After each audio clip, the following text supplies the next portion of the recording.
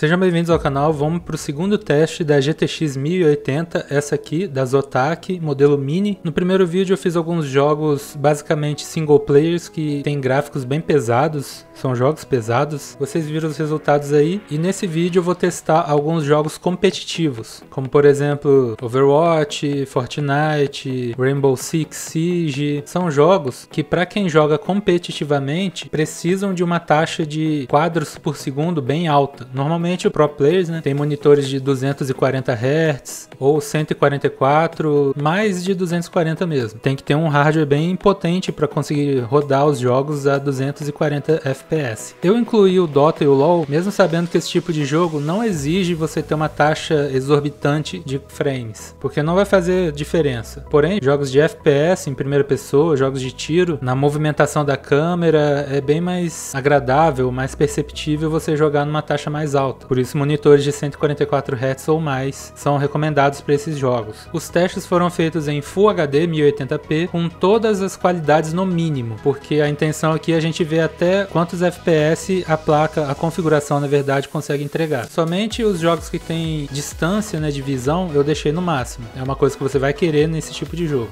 A configuração que eu usei foi a mesma do vídeo passado da 1080, é o i7 4790, 16 GB de RAM e, lógico, a GTX 1080. Então vamos para os testes.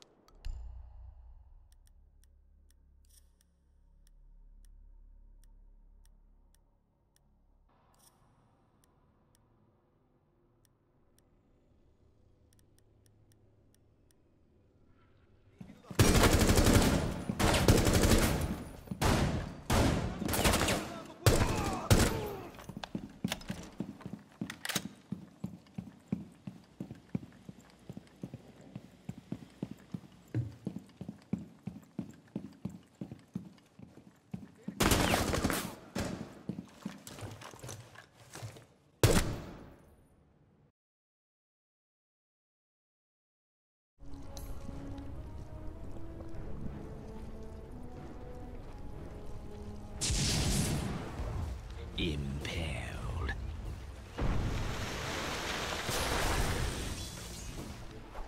As you say.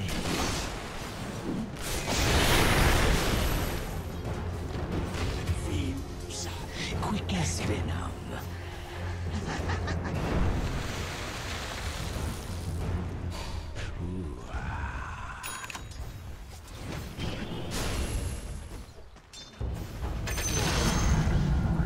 Have I tainted the well of our discourse?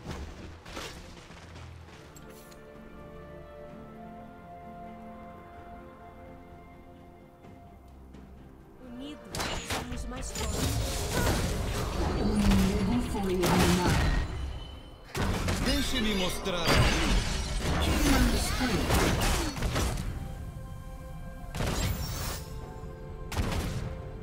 Vamos avançar.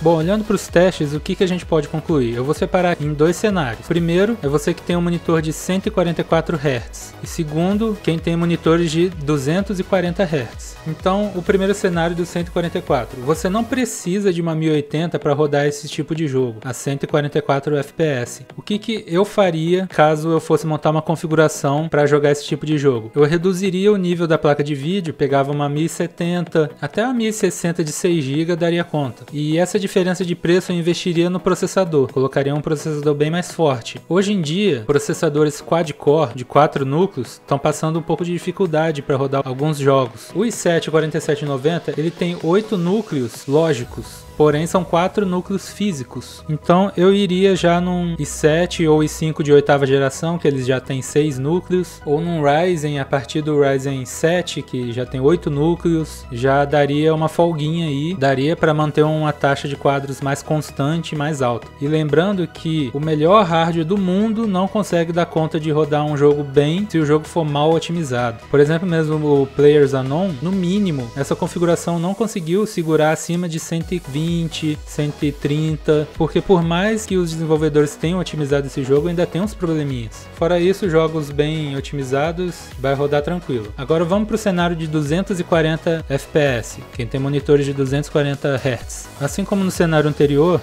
eu também reduziria um pouquinho da placa de vídeo, pegaria uma 1070 e colocaria um processador bem mais forte. A placa de vídeo estava tranquila, com exceção do Rainbow Six Siege, que ele é um jogo bem pesado para se jogar a 240 FPS, mas ainda assim você tem uma taxa bem alta, rodando ali em cerca de 200. E uma observação que eu tenho para vocês: se você salta de um monitor de 60 para um de 144, você sente uma diferença enorme. Você nem acredita no que você está vendo no jogo. Agora, se você vem de 144 para 240, a diferença não é tão grande assim, não é tão perceptível quanto na mudança de 60 para 144. Então, mesmo que você tenha um monitor de 240, se você rodar ali na casa dos 200 FPS constantemente, já está ótimo. O que você estiver vendo no jogo não vai ser um problema, a sua fluidez no jogo não vai ser problema. Então, levem isso em consideração também. Bom, então esse foi o vídeo de hoje, espero que vocês tenham gostado. Se gostou, deixa o seu like, se inscreva para mais vídeos e até a próxima. Fui!